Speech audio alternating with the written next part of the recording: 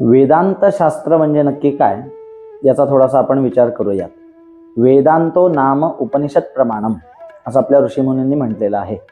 जिथे ज्ञानाचा कळस गाठला जाऊ शकतो त्या उपनिषदांनाच वेदांत शास्त्र असं म्हटलं जातं. पण हा विषय केवळ ग्रंथांपुरतं मर्यादित नसून आपल्या नित्य जीवनमूल्यांशी संबंधित किंवा आपल्या अस्तित्वाचा शोध घेणारा असा हा विषय आहे. वेदांत आपल्याला दोन गोष्टी शिकवतं, सत्य आणि मिथ्या. जे सतत बदलतं, जे कधीही नित्य राहत नाही, अनित्य असतं, त्याला मिथ्या असं म्हणतात. आणि जे कधीही बदलत नाही, जे कायम नित्य आहे, त्याला सत्य असं म्हणतात. सुख दुःख किंवा राग मद मोह मत्सर किंवा मनुष्यावर येणारी परिस्थिती हे सगळं अनित्य आहे. म्हणूनच आपल्या शास्त्राने या सगळ्याला मिथ्यात्व मानलेलं आहे.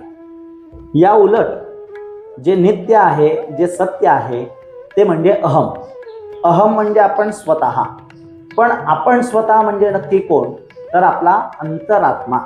आपल्या धर्मशास्त्राने 3 शरीरांचा विचार केलेला आहे. जे आपल्याला डोळ्यांना दिसतं हे स्थूल शरीर आहे. या शरीराच्याही आतमध्ये एक शरीर आहे, त्याला सूक्ष्म शरीर असं म्हणतात. आणि या सूक्ष्माहूनही अधिक सूक्ष्म असणारं जे शरीर आहे त्याला कारण शरीर असंच म्हणतात. त्यालाच आपण अंतरात्मा असं म्हणतो. वेदांताचा गाभा म्हणजेच वृते ज्ञानान्न मुक्तीही, म्हणजेच ज्ञानाशिवाय मुक्ती नाही. स्वतःचा परिचय स्वतःला झाल्याशिवाय दुःखाची निवृत्ती होऊ शकत नाही. सत्य काये मिथ्या काये हे कळल्याशिवाय दुःखाची निवृत्ती होत नाही. म्हणजेच मायेतून आपण बाहेर पडू शकत नाही. त्यामुळे वेदांत शास्त्र हे बाहेरच्या जगापेक्षा अंतर्मनामध्ये डोकवायला आपल्याला शिकवतं. हे या शास्त्राचं महात्म्य आहे. शुभम भवतु.